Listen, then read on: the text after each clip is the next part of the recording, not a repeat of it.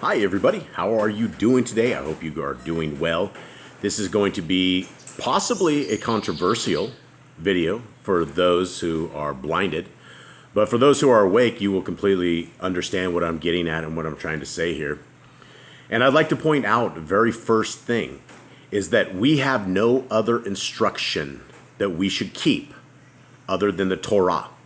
Genesis, Exodus, Leviticus, Numbers, and Deuteronomy. When we go outside of those and we create doctrine, we are doing what everyone else has done, and we're adding to and we're taking away. We have the first 5 books of the Bible, and there's no other book that goes against what the Torah says except the writings of Paul. And Paul is the God of the Christian church. They will fight to the death for their pork, and they will fight to the death for being free from the laws of Yah. Now, let's look at Deuteronomy 4:2.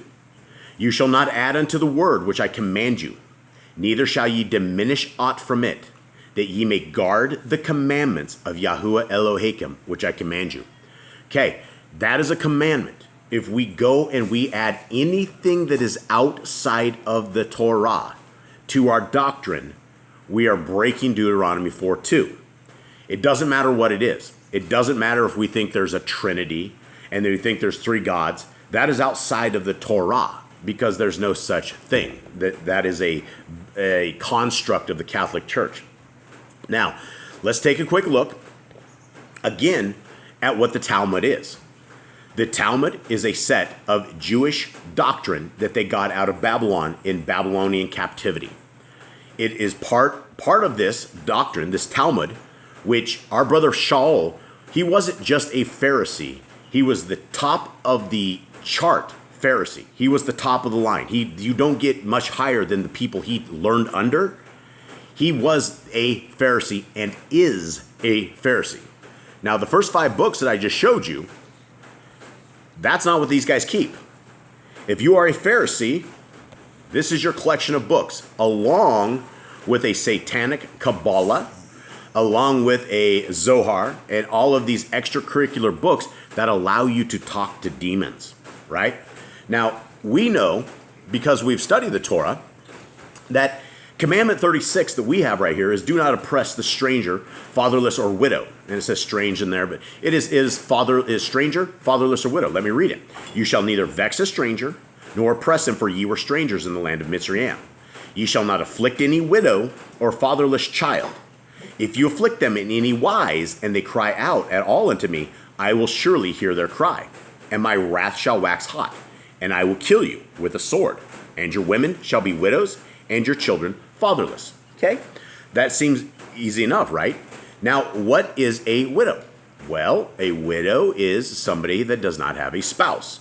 Most of the time we think of a widow as a woman who has lost her husband, and this is a pretty straightforward command, right?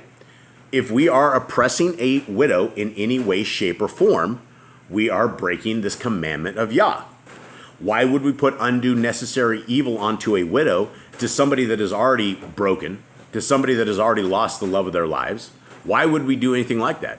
The laws of Yah are absolutely perfect. Now the question becomes, is Paul a Satanist? And that is going to be hard words to understand, and it's going to be hard words to hear. But how do you define a Satanist?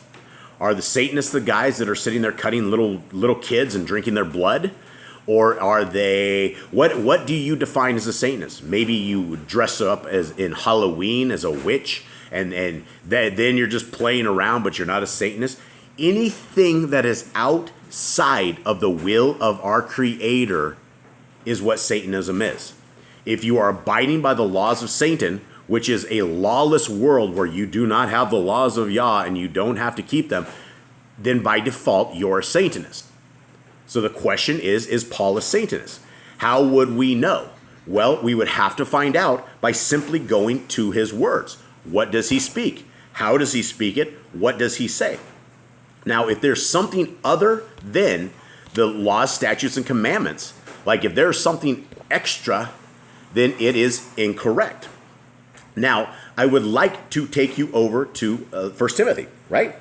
And when you start reading the books of Brother Shaul, you will find that he has laden himself with Pharisaic documents. I went over this the other day, right? This part right here, let a woman learn in silence with all subjection, but I suffer not a woman to teach, nor to usurp authority over the man, but to be in silence. That is all Talmudic. I went over that yesterday. If you want to see that, you can see that in yesterday's video. It's Talmudic Jews. You do not want to be a Talmudic Jew because you're violating Deuteronomy 4:2 by simply being that. Now, how do we understand if Paul is a Satanist or not? Well, if he's adding to or taking away from the Torah, by default, that makes him a Satanist. Now, let's look at this. Paul has his own set of rules for widows. Let's look at this. Let's just start right here in verse. There we go. Let's start right here. Verse 3. Honor widows that are widows indeed. But if any widow have children or nephews, let them learn first to show piety at home and to requite their parents, for that is good and acceptable before Elohim. Wait a second. We've just added to the Torah, right? The Torah never said, but if the widow has children or nephews, it says that a widow is a widow. It doesn't define anything outside of that. There's never been anything in the Torah. So out of the gate, we are now adding to, simply by this one single verse, right? Let's go on, verse 5. Now she that is a widow indeed and desolate trusts in Elohim and continues in supplications and prayers night and day. That's good. We hope so. But she that lives in pleasure is dead while she lives, right? So right out of the gate, Paul is judging every widow that is out there like she's a bad person. Let's continue on.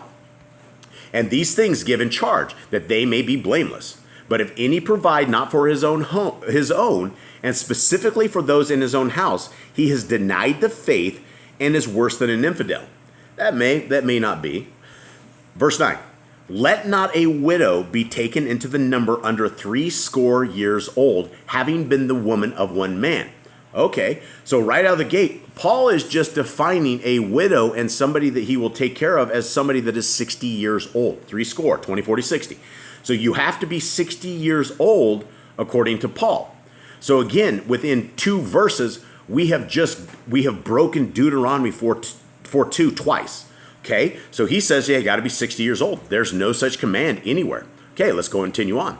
She must be well reported of for good works. Whoa, there's another thing. Okay, so the widow must be reported to for good works.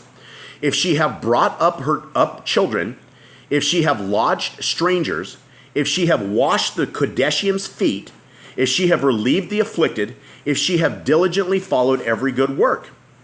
Okay, wow, we just added to the Torah, and we said that this widow must have good works, that she has to bring up children, that she had to lodge strangers, she had to wash the feet of the Kodeshium. Did she relieve the afflicted? And did she diligently follow every good work? Oh, then he continues on. And this is not a definition of a widow, right? There are no such laws and burdens upon that of a widow. Are they good things? Probably. Should she lodge strangers? If that is possible, absolutely. Should she have brought up children? If it's possible. Should she have washed the Kodeshium's feet? Sure, if we can. Well, what about relieving the afflicted? If she can, but what if she didn't? What are all of these burdens and these laws that we have just put upon the backs of the widows, right? This is Satanism. This is taking the laws, statutes, and commands of our Creator and is twisting scriptures. Let's continue on. But the younger widows refuse. For when they have begun to wax wanton against Mashiach, they will marry. So out of the gate, he just says, he's giving another command. He says because if they go against Mashiach, that they'll remarry. Where does that say that? If your spouse has died, you have a legal right under Yah's laws to remarry. There's no such thing, right? Why, if they want to remarry, why have they waxed wanton against the Mashiach, right? Okay, verse 12. Having damnation because they have cast off their first faith. You're trying to tell me that if a widow if she's lonely and she has Yahusha and she has Yah, that she doesn't, he's basically saying that you're a bad person, that because you want to get remarried, that you have forsaken Yahusha. That doesn't make any sense at all. This does not make any sense. He's not talking as a widow or somebody who's been in this. I don't know what he's even referring to here, but this is satanic. Having damnation because they have cast off their first faith, and withal they learn to be idle, wandering about from house to house, and not only idle, but tattlers also, and busybodies, speaking things which they ought not. Who is speaking things that they ought not? Who is judging every widow that says, I've known a lot of widows, and the widows I've known have not acted in such a way. Are they broken? Yes. Are they busted? Yep. Are they different people? Yep. They've lost the loves of their lives. Why would you say this? Anyway, verse 14. I will therefore that the younger women marry, bear children, guide the house, give none occasion to the adversary to speak reproachfully. Guys, I am not saying that you should not commit your life to Yah and Yahusha. I'm not saying that at all. But what he is saying is he is judging everybody, and he's making commandments outside of the laws of the Torah. He says, therefore, that younger women should marry. What happens if the younger woman doesn't want to marry? What happens if she has completely turned to Yahusha, and that is her guide? That is who she's after. That is who she wants. Why are you telling young widows that they have to be remarried? This is outside of the Torah. This is outside of the will of our Creator.